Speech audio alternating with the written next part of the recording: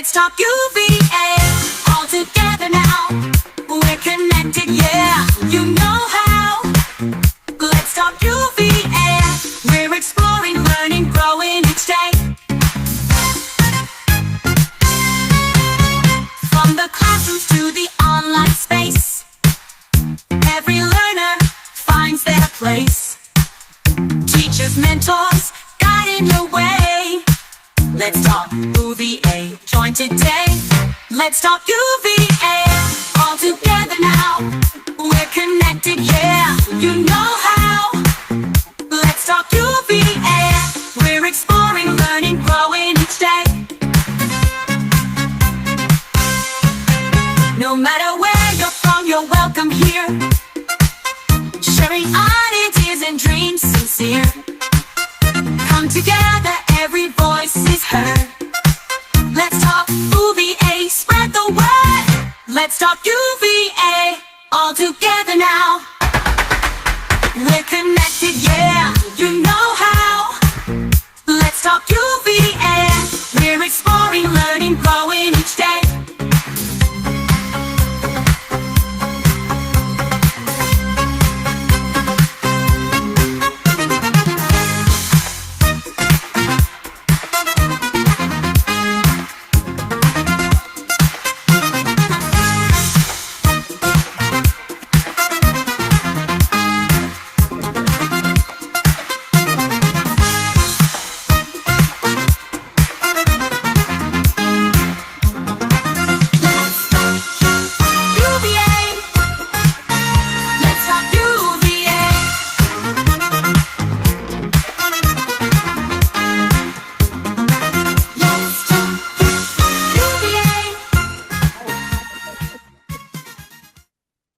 Good morning. Welcome to Let's Talk UVA. This is our premiere of season 2, episode 1, and we're broadcasting live from University View Academy's Links Den. The Links Den is phenomenal, y'all, but you're going to have a good show today. But before we begin, let's introduce the team. I'm Tom Hollins, family liaison, and Mr. Thomas Sanema. I'm Thomas Sanema. I've been here since 2011, one of the old guards here at school. So glad to be part of this program. Super excited about sharing some information with you guys. So yeah, again, Thomas Sanema, family liaison here at UVA. I'm Deborah Haynes. This is my 9th year at UVA. Excited to be here and serve as your family liaison. Good morning, everybody. I'm Dorcas Martin. This is my 3rd year at UVA and my 2nd year as family liaison, and looking forward to working with you guys this year. Hello, everybody. I'm Cynthia Jackson. This is my 4th year at UVA, and I'm so excited to work with families here. Again, hello. Hi, I'm Nigel Davis. This is going on my 8th year here at University View Academy. It's my 2nd or 3rd year as a family liaison member. So again, thank you for tuning in. And I'm Christina Randall, and I've been happy to serve here at UVA in many roles over the last 8 years or so, and I look forward to working with all of our families this year. Great job, team. So, without further ado, let us welcome our superintendent, Dr. Quentina Timoll.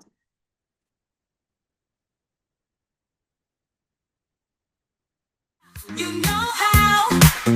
Let's talk UVA, we're exploring. Okay, great. Great to see you. Great to be here. Yes, you're looking lovely as usual, but we're not gonna butter you up too much because we got some tough questions for you now. Okay, let's get started. Okay, school choice. That was everything this summer, school choice. How does a school qualify? What makes a school of choice? It was overwhelming. As such, tell us what makes UVA a great school of choice, as well as what programs and initiatives you see 5 to 10 years down the road.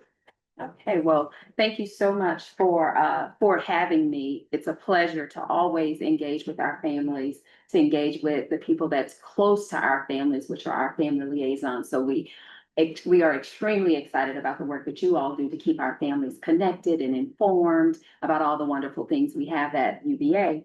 Relative to school choice, when I think about school choice in the landscape in Louisiana, man, I'm happy that we are a part of the game. We are a part of the opportunities that we provide in the state of Louisiana. As you all know, we are probably one of the first states that really leverage the resources of charter schools.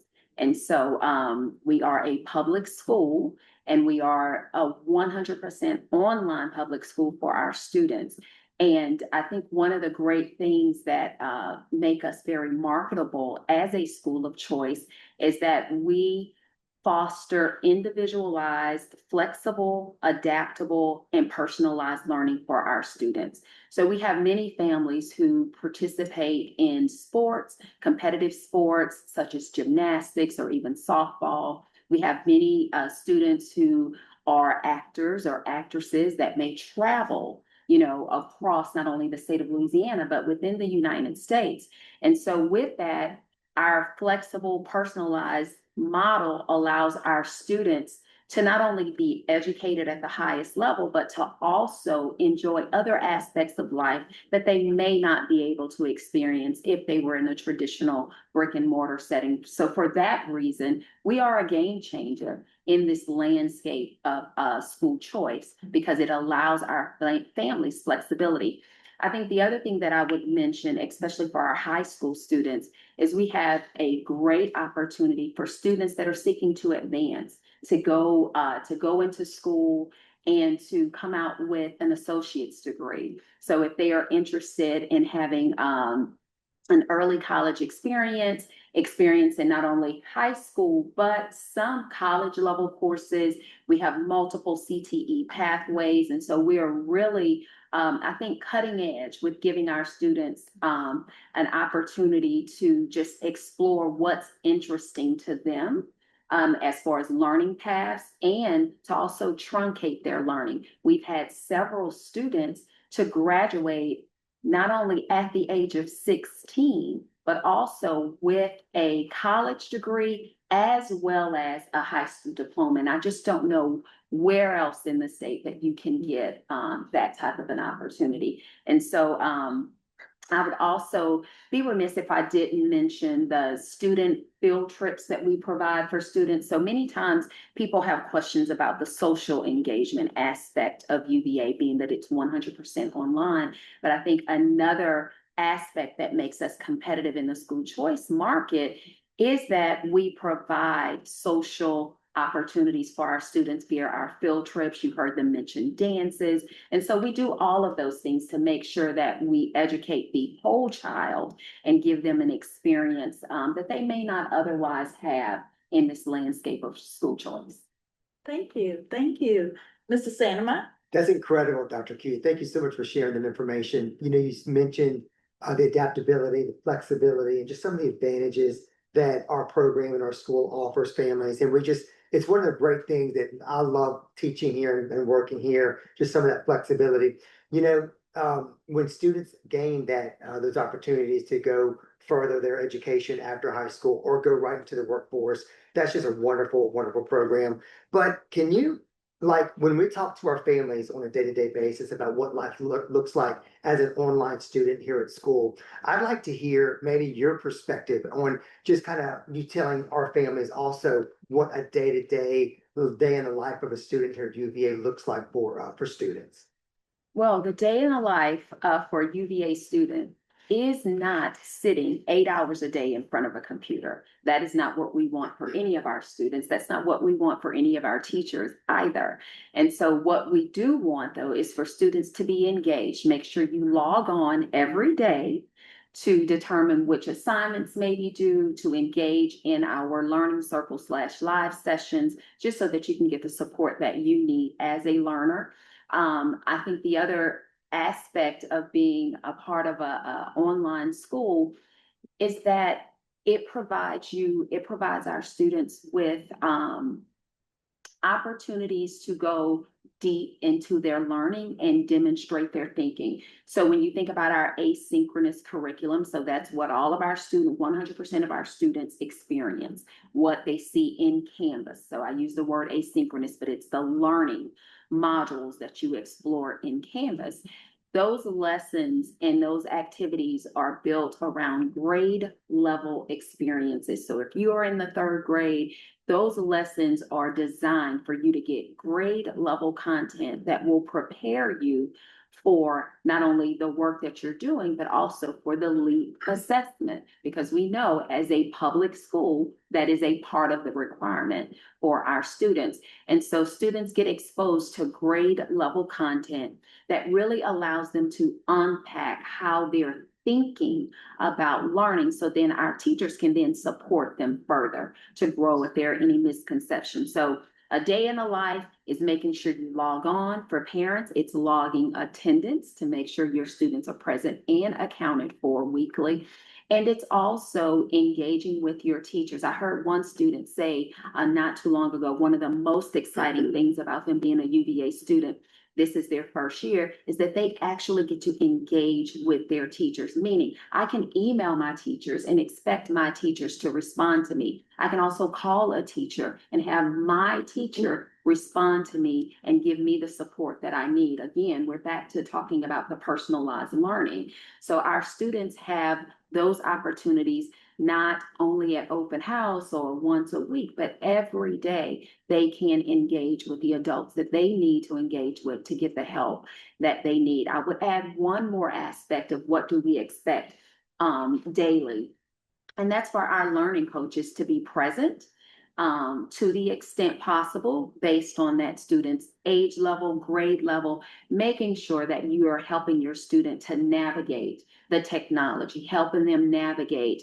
the Canvas courses, helping them navigate if they have to, exit or experience technology or experience a core program like a mirror or Zern. So just helping them navigate. I guarantee you, once you show some of our technological students a task and how to navigate once, twice, maybe 3 times, they will then know how to do it themselves. And then your work as a learning coach will probably not be as heavily involved. But I do believe for our students, the opportunity for them to self-regulate their learning, self-monitor their learning, are key skills that they should utilize every day as they experience teaching and learning at University of UVA Academy.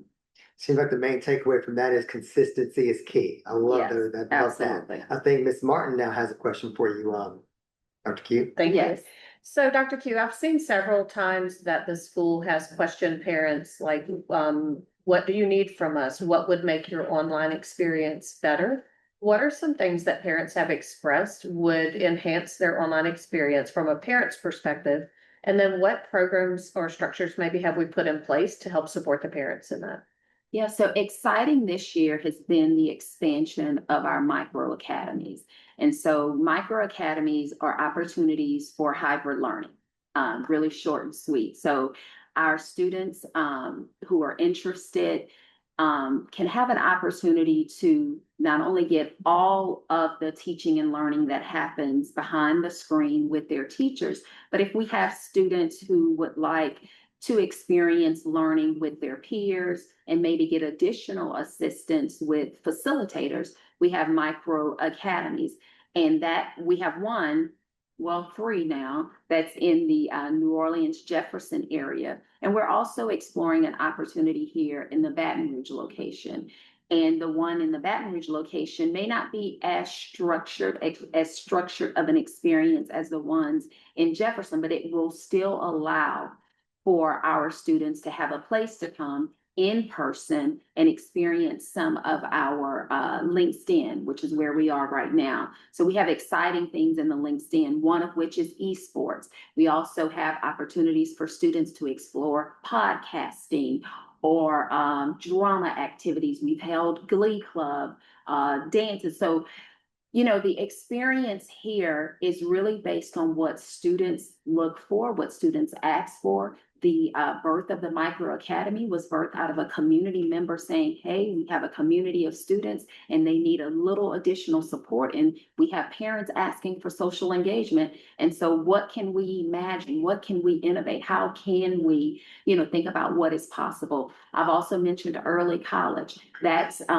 was a need based on parents saying, hey, how do we accelerate? How do we utilize this flexible, innovative environment to give our students opportunities beyond what a traditional 12th grader or high school student may experience. And so a lot of what we're doing from an innovation standpoint really is driven by the ask of our students, the ask of our parents, the ask of our teachers. I often tell other leadership members, please be careful. If a student asks me to do something, more than likely, we're going to try to get it done. And if a teacher is asking, more than likely, we're going to try to get it done. And so most of the time when I'm in the academic center or when I'm at events with parents, the team is very, very cautious about me promising things because I believe that it's important for us to hear the voices of those that we serve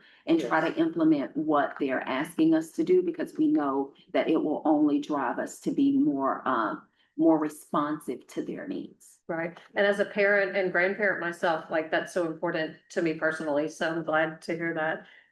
We talked somewhat about self-regulation, and we know that online students thrive when they manage their time and tasks well. And that leads to self-regulation. And so you've talked some about how parents can support that at home. So can you elaborate on that a little bit more? And then also add to it, how will that self-regulation carry that student beyond UVA? I think we're establishing some things now. So how can that even build on their future? Absolutely. So, in education, you have buzzwords that, just kind of immerse and surface. And self-regulation is one of those buzzwords. And I think that word was really birthed out of the COVID experiment, right? When so many parents, schools, teachers had to shift on a dime and go online. What the beauty of that for UVA is that we were in existence well beyond COVID. We were here. And so there were some tenets to learning online that we knew, we were aware of. As a matter of fact, the state utilized UVA as a model and as a resource to help other systems, determine what were best practices online.